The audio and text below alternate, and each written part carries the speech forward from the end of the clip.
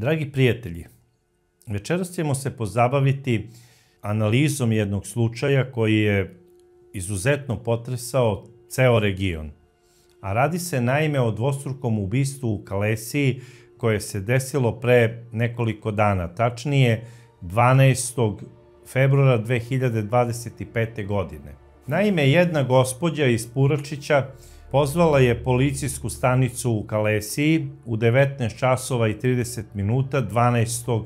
februara 2025. godine i prijavila je da se njena ćerka ne javlja na telefon, znači pozivi su uzaludni, telefon je isključen, a takođe se ne javlja ni njen unuk na svoj telefon. Zvala je i neke komšije koji žive u susedstvu njene ćerke, međutim oni su rekli da je stan zaključan. Zvonili su, ali niko se ne odaziva na zvono. I šta je interesantno, tog jutra niko nije primetio da je njena ćerka izašla iz stana ili unuče. A jedan od komšija je rekao da je isvratio i do pekare gde radi gospođina ćerka, ali da on tamo nije primetio ljubazni osmeh njene ćerke i nije je video. Zapravo nije video svoju komšinicu. I to je kod ove žene izazvalo jedan veliki strah i ona je iz tog razloga pozvala policiju u Kalesiji i prijavila da se nešto čudno dešava u stanu njene ćerke, koja zapravo živi u jednom stambeno-poslovnom kompleksu u Kalesiji. I policija je odmah došla na naznačenu adresu, izvršila je nasilni ulazak u stan, to je bilo tačno u 20 časova i odmah po ulasku policija je ustanovila da se u tom stanu desilo nešto strašno. Ćerka i unuk ove gospođe koja je pozvala policiju bili su zapravo mrtvi. I to ne samo mrtvi, već ubijeni. A ko je bila njena ćerka i ko je bio unuk ove gospođe? Njena ćerka je bila Inela Selimović, koja je rođena 1988. godine kao Inela Bajrić. Rođena je u jednom obližnjem mestu, tu u blizini Kalesije, koje se zove Puračić. Odrasla je u familiji Bajrić, znači rođena je kao Inela Bajrić, imala je još jednu sestru i ona je tu završila osnovnu i kasnije srednju školu. Po završetku srednje škole Inela se zaposlila, radila je u nekim trgovinama i upoznala je jednog mladića koji je bio autoprevoznik i koji se normalno bavio prevozom robe. Taj momak je bio otprilike njenih godina i onako bili su lep par. Ona se zaljubila u tog momka. Njih dvoje su počeli da se zabavljaju, venčali su se i prešli su da žive u Kalesiji. Inela je radila u jednoj pekari, a njen momak, a sada suprug, koji se zove Emir Selimović, bavio se autoprevozničkim poslom. On je bio godinu dana stariji od Inele, znači rođen je 1987. Od 2011. njih dvoje su u braku. 2012. godine dobijaju sinčića Tarika. E sada, taj brak je u početku funkcionisao jako lepo. Inela je bila zaljubljena prvo u momka, a posle u supruga i to je Emiru jako onako prijelo i godilo je zato što mu supruga sve onako udovoljava, ona je bila lepo vaspitana, bila je fina i pre svega prelepa devojka. Imala je kestenjastu kosu, zelene oči, bila je visoka i lepa. I sada pretpostavljam da su bili onako baš lep par i da je njenom suprugu Emiru to jako prijalo kada izlaze negde u društvu i kada sede u nekom restoranu, da on pored sebe ima onako jednu markantnu i lepu bosansku lepoticu. E sada, po rođenju sina Tarika, tu se nešto menja. A šta se zapravo menja? Emir počinje nekako drugačije da se ponaša. Na neki način pokazuje dozu ljubomore prema detetu. Sva ona pažnja koja je nekada ranije bila rezervisana samo za Emira, sada odjednom je usmerena ka malom Tariku, što je i normalno. Svaka majka najviše voli svoje dete. Na kraju krajeva ta majka mora najmanje još godinu dana dok to dete ne prohoda, malte ne da ga non stop nosi, da ga uči prvom hodanju, prvom govoru. Volela je svoje dete, kao i svaka žena ovde sa brdovitog Balkana, bila je preponosna na sebe, rodila je prvenca sina, a to je nešto ovde ono vau. Znate ono kakve su majke. Moj sin, moj miljenik, liči na mamu, doduše liči i na tatu, biće lepotan, juriće ga sve devojke iz kraja. Znači, za svaku majku njeno dete, a pogotovo sin, je najlepše na svetu.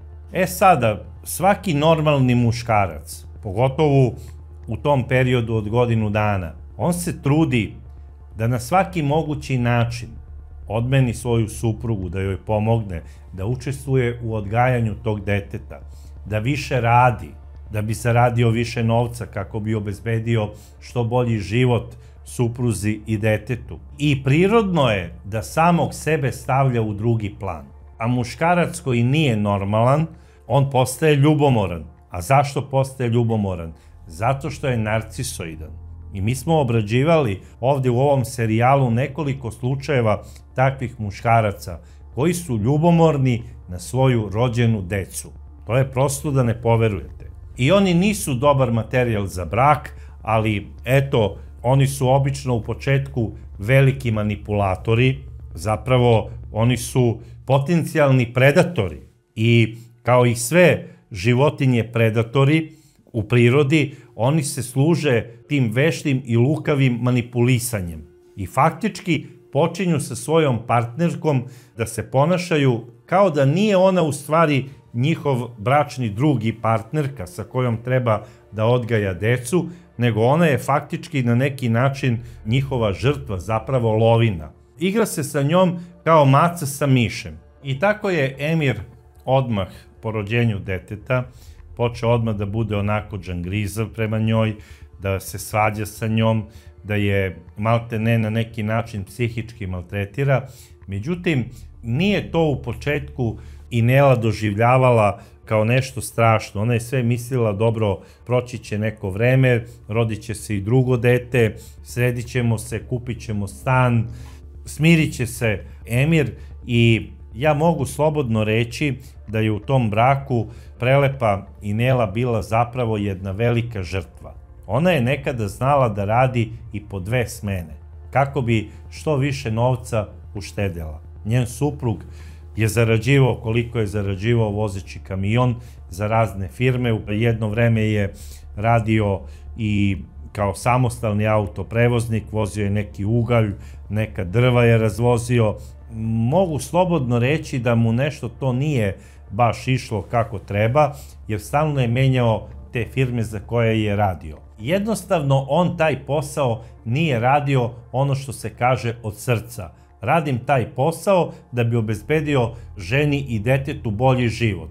Ja imam utisak da je Emir ovaj posao radio kako bi bežao od žene i od deteta. I u tom bežanju sada Emir pronalazi i neke svoje ljubavnice. Imao je on ljubavnice, valjda je to neko nepisano pravilo među tim autoprevoznicima, šoferima, da si dobar autoprevoznik ne onoliko koliko tura prevezeš i koliko para zaradiš, nego zapravo koliko švalerki imaš.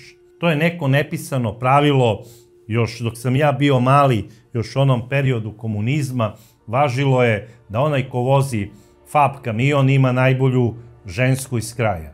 Sada, da li je na tim putovanjima, posebno kada je išao ono u inostranstvo, pa na onim velikim autoplacevima, pored autoputa gde su parkirani kamioni malte ne iz celog regiona ono na parkingu, da li je on na tim parkinzima probao i neko zabranjeno voće koje ne podrazumeva samo odnos sa nekom lepoticom noći koja ona juri nekog kamionđiju.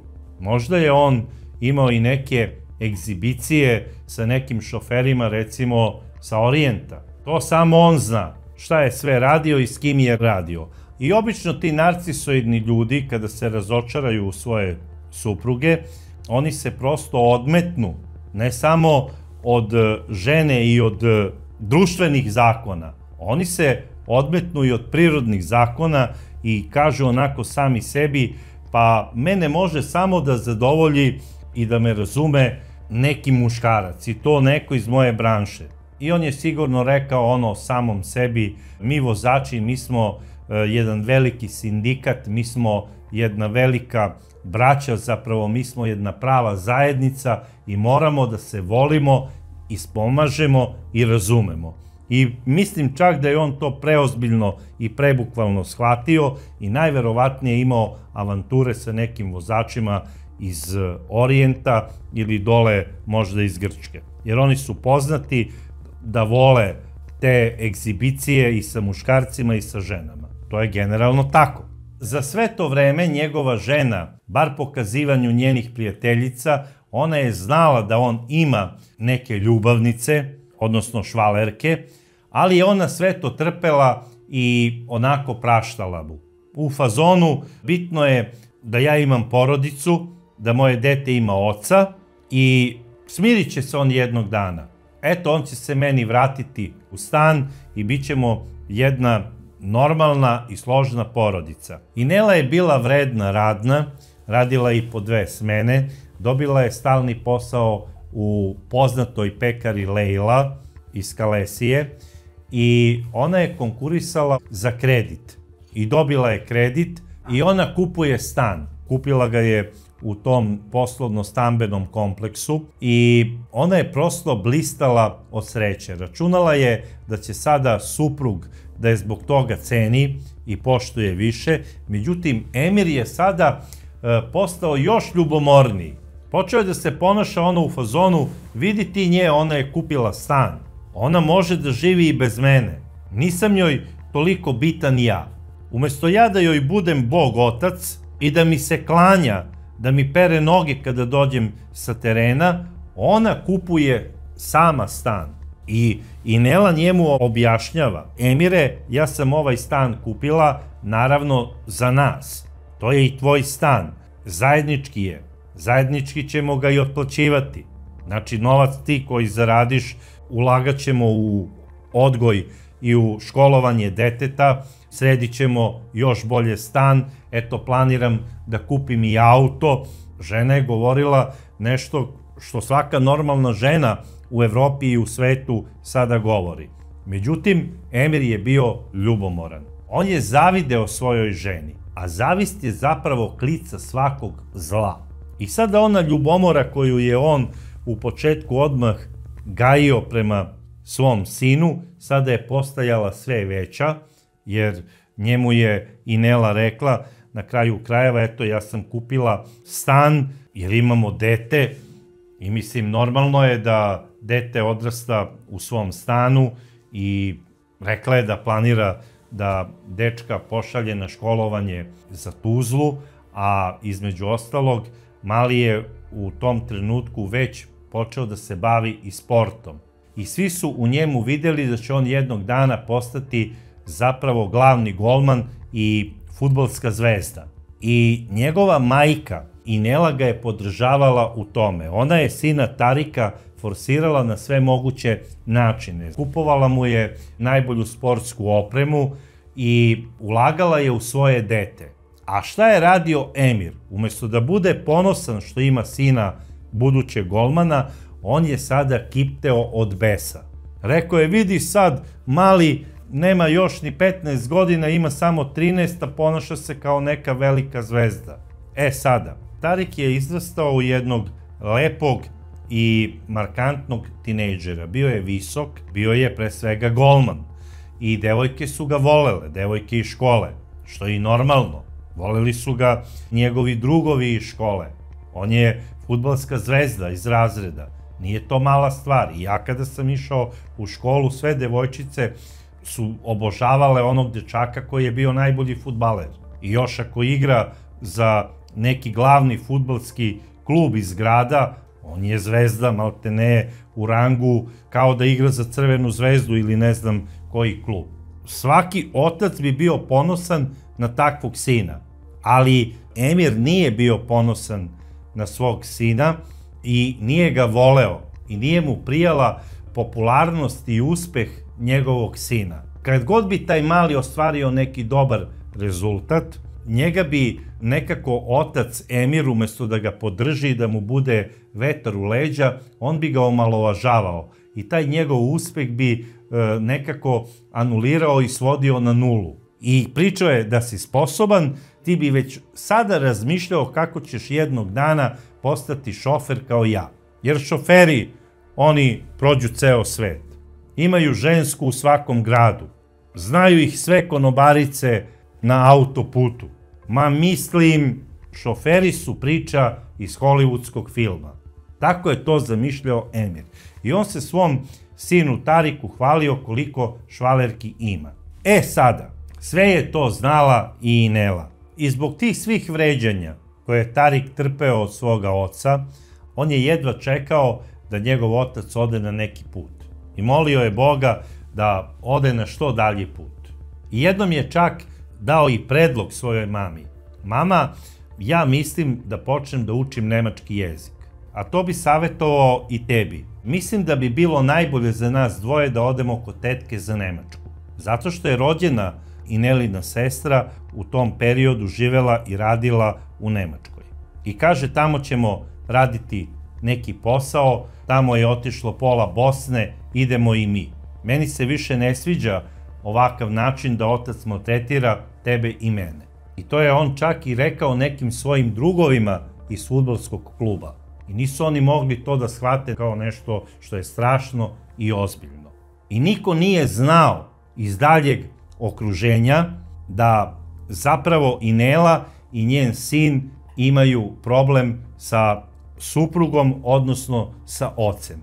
Nisu znali ni Ineline kolege, pa i mušterije u pekari gde je radila, da ona ima neki problem. Jer ona je uvek bila nasmejana i kako su ljudi govorili, ona je svojim osmehom plenila sve. I taj njen osmeh je bio pozitivno zarazan, kako su govorili. Lečio je svima dušu kada su imali neki problem.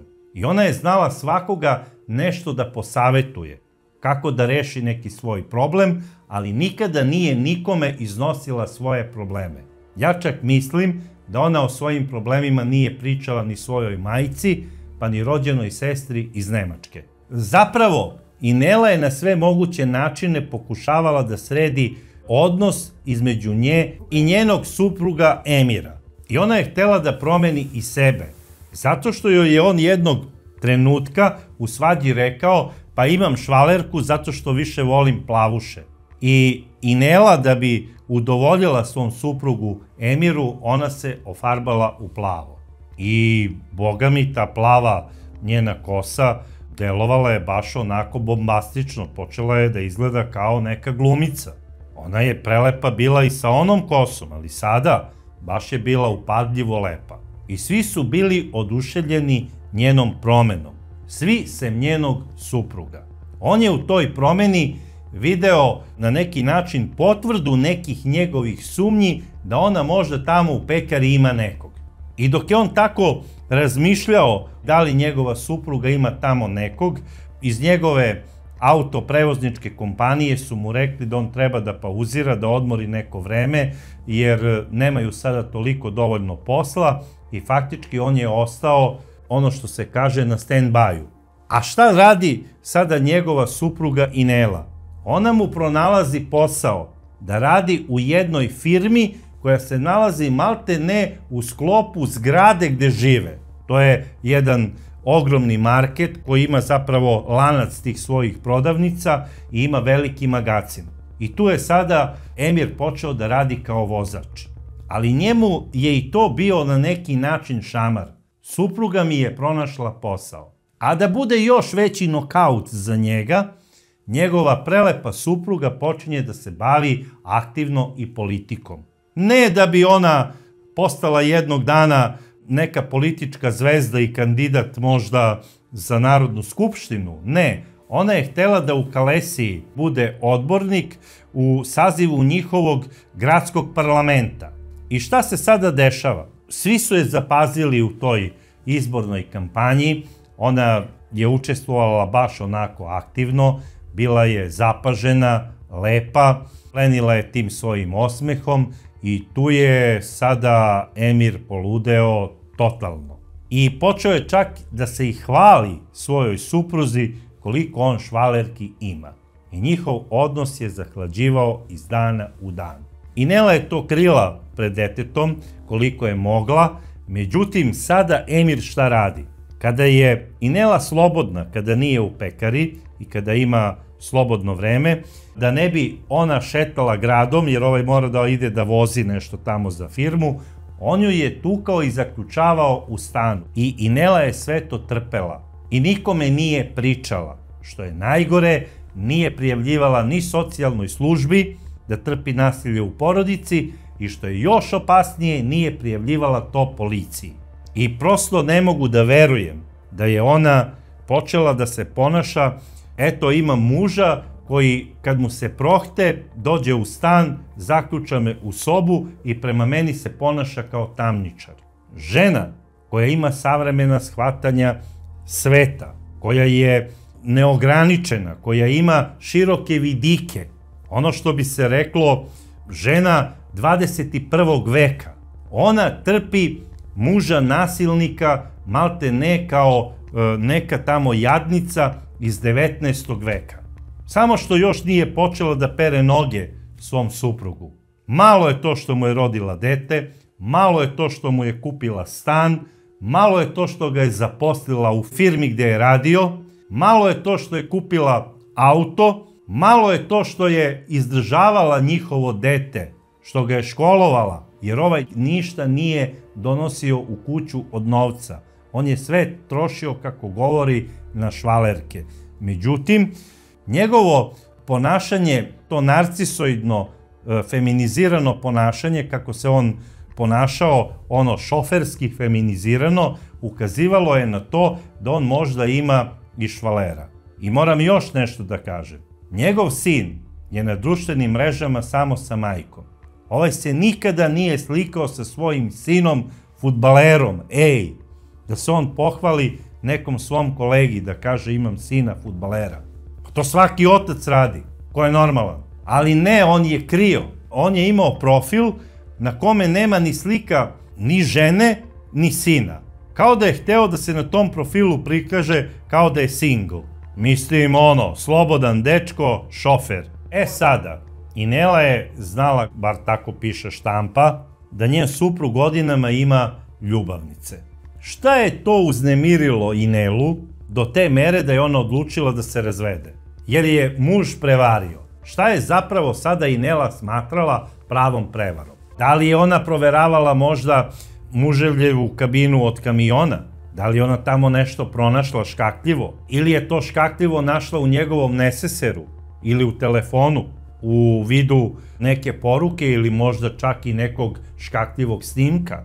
Šta je nju toliko moglo da uznemiri? I svi kažu ona ga je uhvatila u prevari. Ona je znala godinama da je on vara i praštala mu je. Da li je ona otkrila da njen suprug sada ima dečka? To moramo da se zapitamo.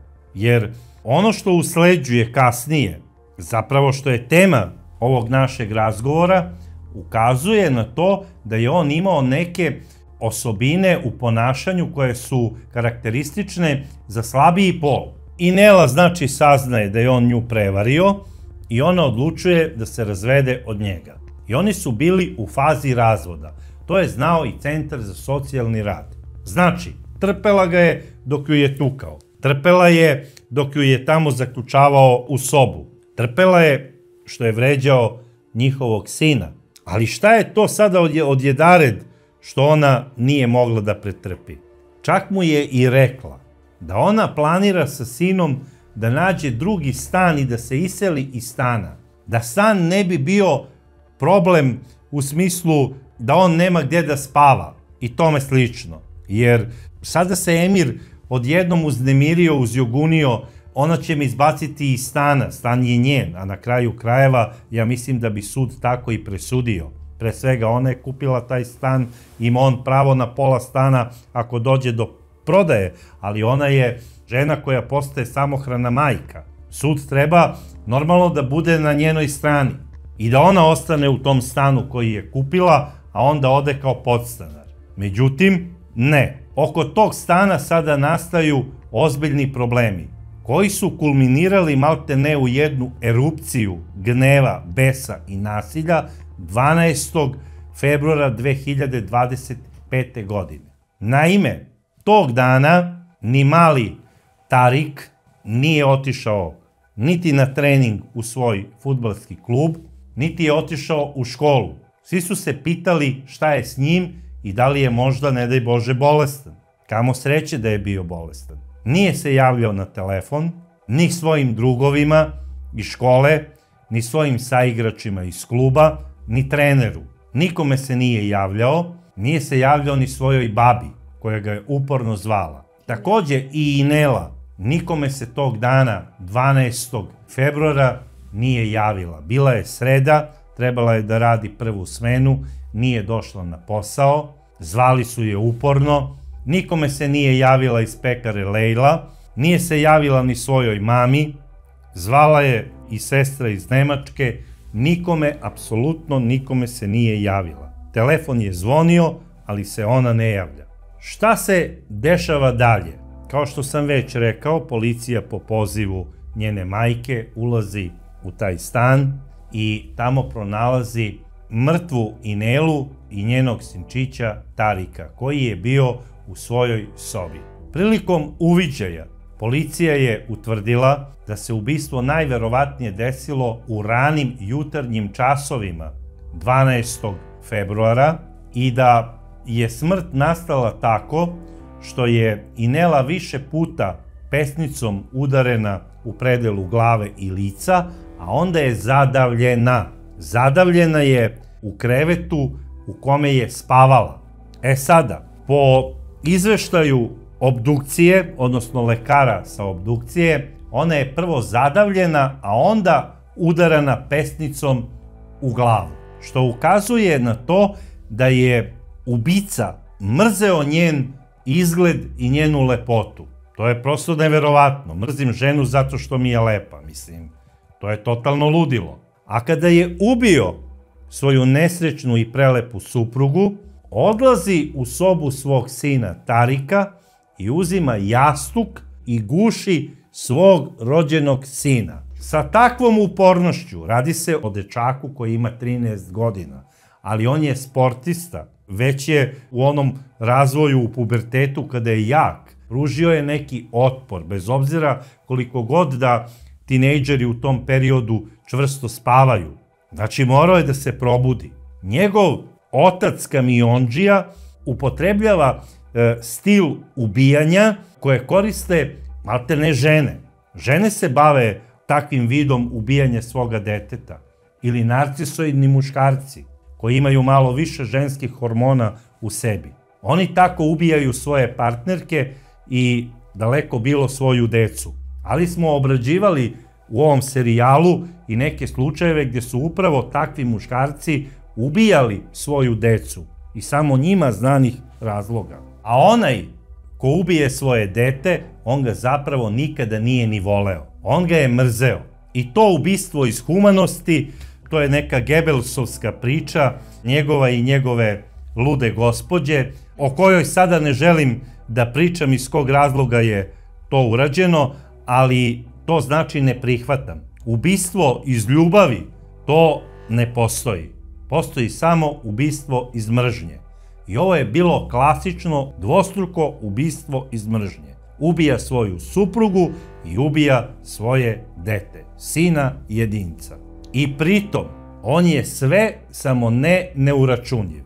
On je itekako uračunljiv. Prvo, uzima stvari koje su mu najpotrebnije za put. Najverovatnije da je uzeo novac i pasoš, sigurno, jer to je jako bitno da li je uzeo pasoš ili ne. Uzima ključ od ženinog automobila, zaključava stan i odlazi do ženinog automobila, Škoda Fabija, i odlazi u nepoznatom pravcu. Sada, posle uviđaja, policija je odmah raspisala centralnu crvenu poternicu za ovim čovekom. Traži se, znači, ne samo na teritoriji cele Bosne, traži se u celom svetu. I policija svih država, ne samo iz regiona, nego i Interpola, dobila je, znači, njegovu sliku, dobila je njegove generalije i opis onoga što je uradio. Znači, počinio je strašan femicid i ubistvo svoga sina. Znači, dvostruko ubistvo u jednom malom mestu koje do tada nije imalo ovakve slučajeve. Kalesija je samo postala još jedno mesto u nizu gradova gdje se desio slučaj femicida i još gore ubistvo sopstvenog deteta. Informacija o ovom dvostrukom ubistvu pojavila se odmah u četvrtak ujutru, 13. februara. I ja sam odmah otišao na internet i pronašao sam profil ovog ubice i tamo na tom profilu pronašao sam i njegov navodni telefon. I hteo sam da ga kontaktiram, hteo sam da mu postavim neka pitanja. I evo sada ćete vidjeti snimak šta se zapravo desilo. Halo? Halo, da li se čujemo, Emire? Halo, Emire, je se čujemo? Gospodine Selimoviću, pa gde ste, junače? Nikako da vas dobijem na telefonu. Ovde je detektiv Braca iz Beograda. Jeste vi, Emire? Nisam pogrešio broj. Kako pogrešio broj? Zovem Emira Selimovića. Nije.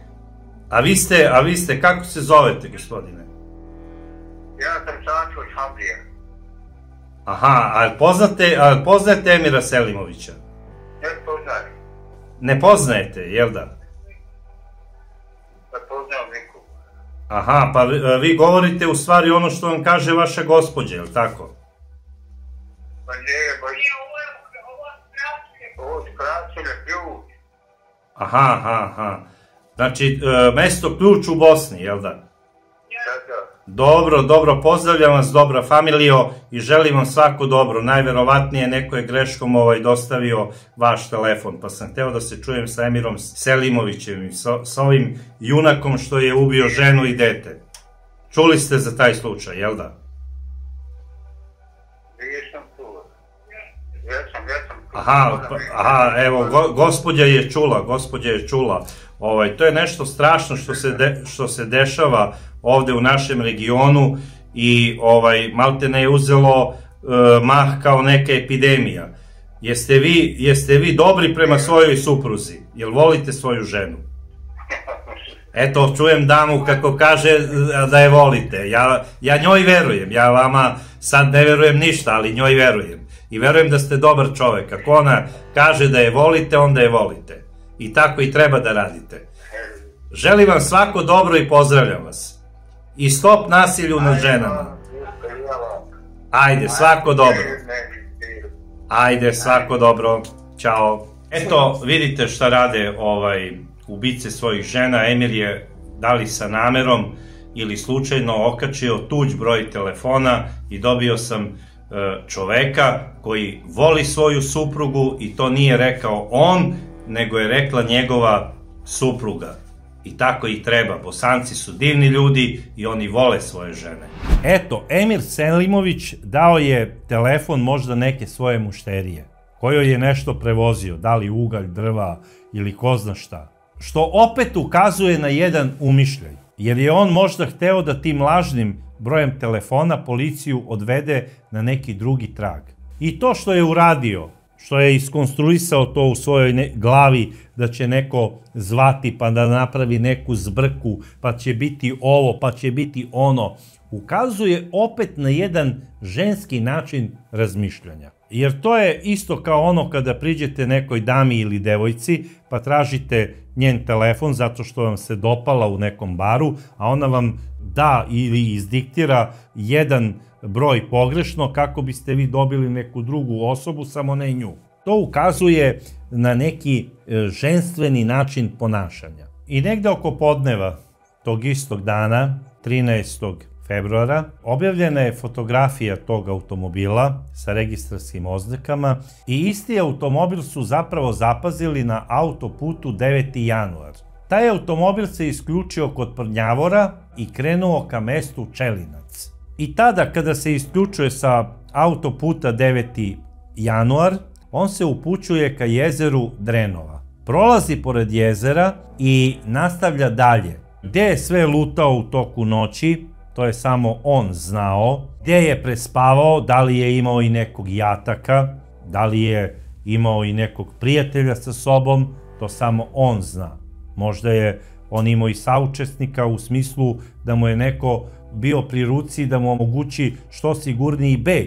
Ili je možda neko vozio njegov automobil posle u nekom pravcu, to će ustanoviti istraga. Ja to sada ne znam, ali ono što je sigurno, on prolazi pored jezera Drenova, vozi dalje i ljudi su ga sledećeg jutra videli na benzinskoj pumpi u mestu Jakeš, koje se nalazi kod Modriče, znači 80 km od jezera Drenova. Navodno na toj benzinskoj pumpi Emir se raspituje koji je najbolji način da izvrši samoubistvo. I ni manje ni više, na toj benzinskoj pumpi kupio je litar sone kiseline.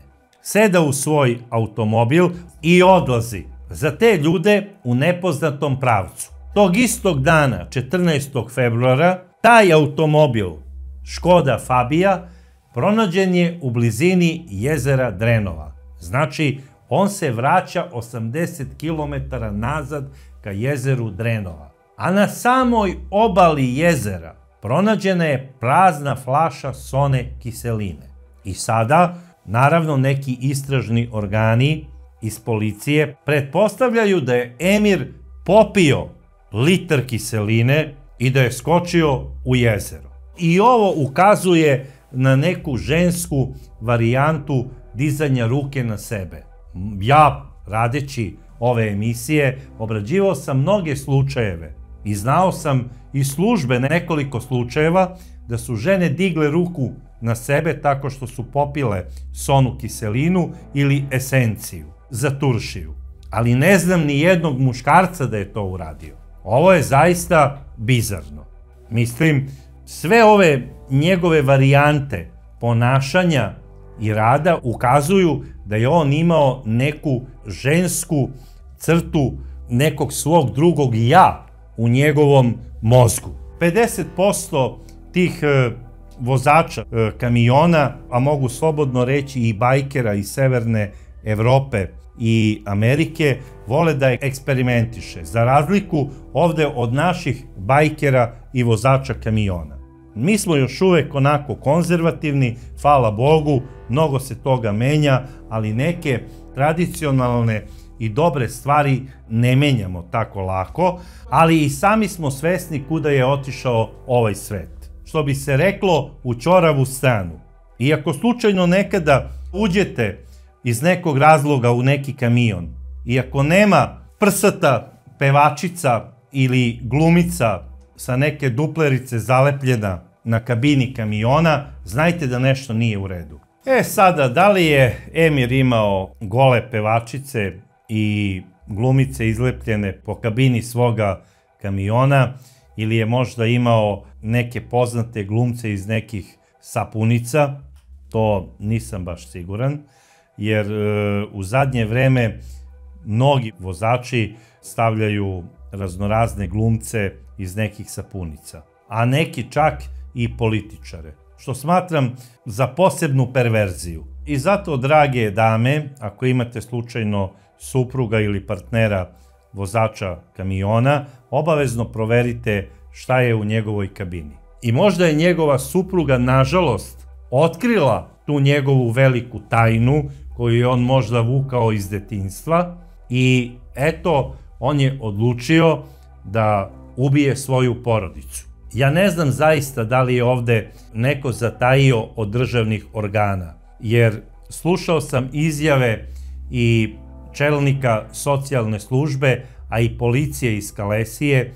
Oni govore da zaista nisu imali nikakvu prijavu protiv ovog čoveka, Emira Selimovića, i da nisu protiv njega mogli da preduzmu nikakve radnje.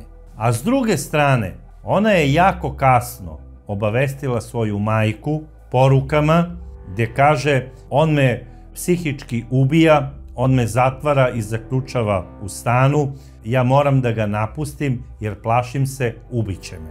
Ono što mogu da kažem, da je velika greška što Inela sve to nije prijavila policiji. Bez obzira koliko god mi mislili da državni organi ne rade svoj posao kako treba, naravno ima mnogo propusta i ne branim policiju, ali ako osoba koja prijavi svog partnera za nasilje ostane pri krivičnom gonjenju kada policija podnese krivičnu prijavu, budite sigurni da će ta osoba završiti u zatvoru, tamo gde mu je i mesto. Iako je imao neke tajne u svom životu, Emir bi se dobro snašao u zatvoru sa tim svojim ženstvenim osobinama. Nekoliko dana nakon snimanja ove epizode, tačnije 17. februara 2025. godine, Emir Selimović je lociran i uhapšen u napuštenoj vikendici u okolini Prnjavora u mestu Gornja Mravica, 17 km od jezera Drenova. Prilikom hapšenja nije pružao nikakav otpor i nije imao oružje. Naša produkcija će pratiti dalji razvoj događaja kao i suđenje Emiru Selimoviću. Ono što je najstrašnije u celoj ovoj priči, jedna prelepa žena u naponu svoje snage, lepote i ljubavi prema životu i prema svom sinu, ona je ubijena. Kao i njen anđeo od sina. 12. februara od ruke čoveka koga je volela i sa kojim je rodila to dete i kome je sve praštala, biće sahranjena zajedno sa svojim sinom. Opština Kalesija je proglasila taj dan danom žalosti i posle njihove sahrane u Kalesiji će biti protest pod nazivom Stop nasilju nad ženama i nad decom. I ja na kraju ove emisije mogu da samo kažem, nadam se da ćemo najzad početi da živimo u nekom normalnom svetu, bez ovakvih događaja iz crne hronike. A pre svega, da bismo došli do takvog načina života, moramo da se menjamo pre svega mi, sami iz korena. I da promenimo način na koji doživljavamo neke stvari. Jer, drage moje dame, verujte mi, ako vaš bračni partner posle rađanja deteta kojemu rađate počne da se ponaša čudno i počinje na neki način da pokazuje neku ljubomoru, budite sigurne da će se vremenom ponašati sve čudnije i čudnije i sve gore i gore i da ćete biti u sve većem i većem problemu. I zato, kada rešite da ostavite jednu takvu osobu, morate sarađivati i sa Centrom za socijalni rad, a pre svega sa policijom. Jer najveća greška koju je uradila Imela, to je što je trpela monstruma od svoga muža u stanu koji je ona kupila, a znala je da je on ne voli i da je vara i da je čovek koji ne može da se popravi. I Nela je trebala i morala je da traži pomoć policije i na kraju krajeva svojih partijskih drugova. Jer ja sumnjam da ljudi iz te partije kojoj je ona pripadala nisu imali veze u socijalnoj službi i u policiji. I siguran sam da im se obratila na pravi način i da je ispričala ono što je muči, da bi je drugovi saslušali i da bi joj pomogli kako treba i da bi je zaštitili. I nju i njeno dete. Jer na kraju krajeva, ako je ona davala sve od sebe da bi pomogla drugima i da bi faktički bila koristan element zajednice kojoj pripada, od te iste zajednice trebala je da očekuje i pomoć. Nekada zajednica zataji, ali je ono što je najbitnije i što moramo znati, to da moramo reći help, u opasnosti smo, pomozite mi. I zato na kraju ja nemam šta da kažem, osim verujte u zajednicu u kojoj živite i tražite pomoć od iste. Stop nasilju nad ženama.